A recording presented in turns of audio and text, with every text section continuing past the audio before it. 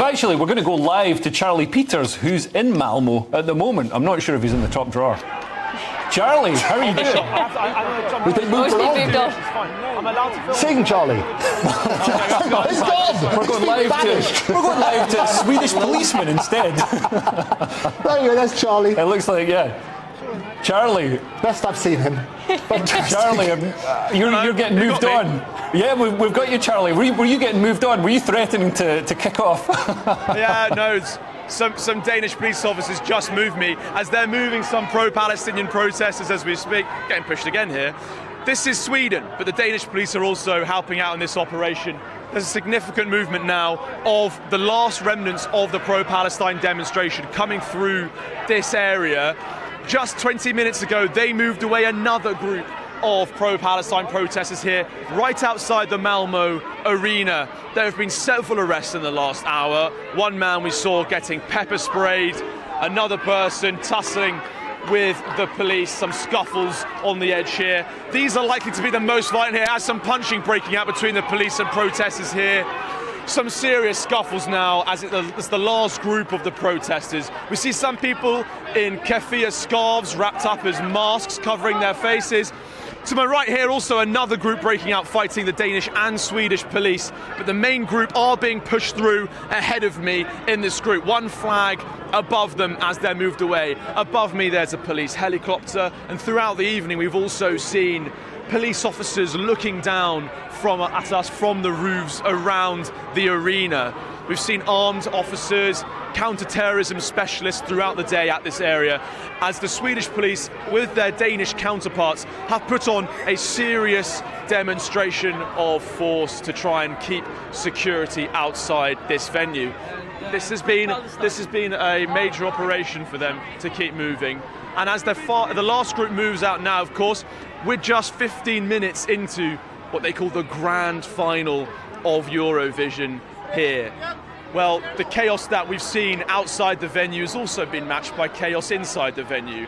In the last couple of hours, both the Finnish and Norwegian jury vote counters have pulled out. The Irish Act said that they had a concern with what the Israeli broadcaster had been saying. And we've also seen, of course, the Dutch contestant disqualified about 6 hours before the start of the competition, which has never happened before. All in all, it's been an extremely chaotic evening here in Malmö. And while this all goes on, the bookies' favourites to win the competition tonight is the Croatian lasagna baby.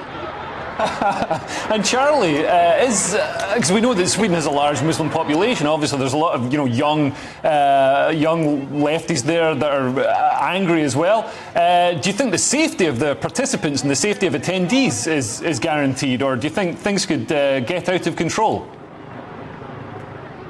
I think there's more police here than I've seen in a public place since the King's coronation last May. It's been a serious police presence. We've seen counter-terrorism specialists on motorbikes cutting about. We've seen submachine guns and all the rest of it, riot vans. It's been a constant display of force from the Swedish police.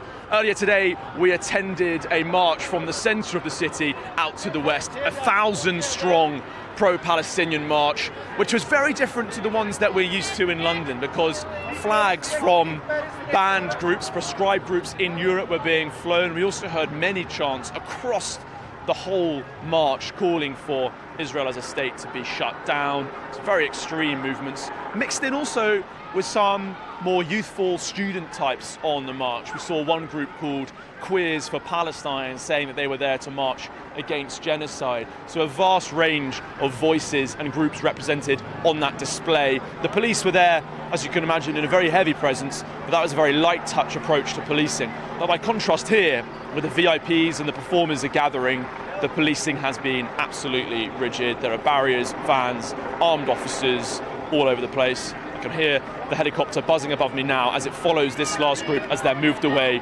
from the venue. As I say that, I can still hear some protesters behind me.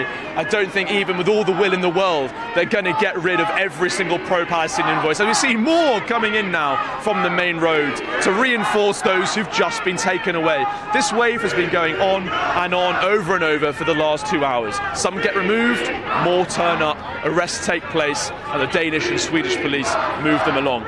I think it's highly likely that we're going to see this kind of police operation going on throughout tonight's performance. And I have to say, many of the people that I saw on that march earlier today, I have recognised again here. They've clearly all migrated away from that demonstration through the town centre earlier and have found themselves now outside the arena as these Danish riot officers stand guard in front of the venue. And let's not forget, it's not just the venue that's seen significant security and police presence this week. Eden Golan, the Israeli contestant for this competition, has had the head of Shin Bet, Israel's MI5, flying in from Israel to personally oversee the security operation. That's been extensive, to say the least, with an armoured convoy with several police outriders accompanying the Israeli-Russian singer from her hotel to the venue between semi-finals, press conferences and now the final, where bookies say she is the second favourite. Favourite? Wow. So this controversy is affecting the scores as well. But you'd give the police operation 12 points. Sorry, I tried to joke. You probably can't do it. I've no idea what you said. I'm sure it was really funny. You're on headliners, aren't you? You're on headliners, aren't you? You're meant to be funny. Well, Charlie, thank you so much for joining us. I mean, what an amazing event. What an experience. What something to be part of. Finally, the Eurovision Song Contest is interesting. Brilliant.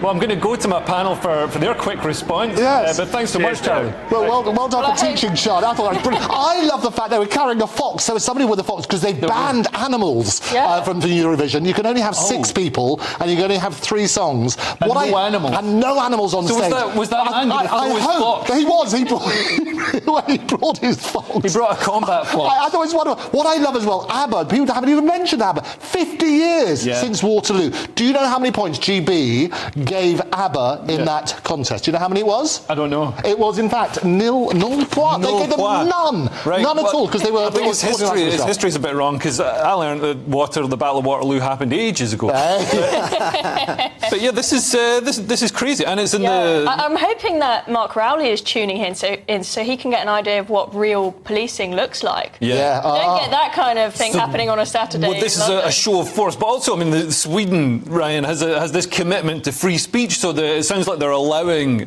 prescribed groups to march with banners that you wouldn't be allowed to in London. I mean, well, you probably would, but you're not supposed to be allowed to march with, terrorist I mean, groups. we feel like we're missing a trick here. We really should have made our way over there and taken full advantage of that. Yeah.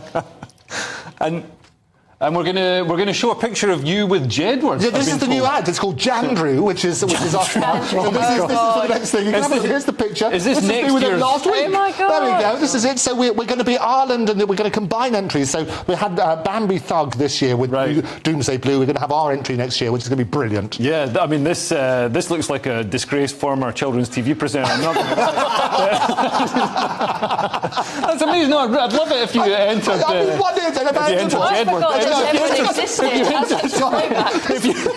So just taking the time. If you entered the Eurovision Song Contest, I think that would be great. Yeah. Fantastic. So I was there last week. There was a Euro trash thing where we had all the stars from beforehand. We had Katrina there. We had all the sort of glorious people, previous winners, and they all came out. So they were too late to come out, but they all worked on that basis, and it was a wonderful, happy moment. That's what Eurovision's all about. United by music. That's what you want. And that's I what would it should actually be. start tuning into Eurovision for the first time in like 15 years if you did it. So should we do it? Will you tune in? Well, Get can I do it as well? 200 I'll million come on viewers. with you and Should we do that? Jedward. We get 200 million plus 1 next year. We can do it. Book us now. And you won't be scared to fly your country's flag, will I you? would fly every flag they give me. I'll do it if you enjoy it. I'll give you a Scottish Saltire. Hey.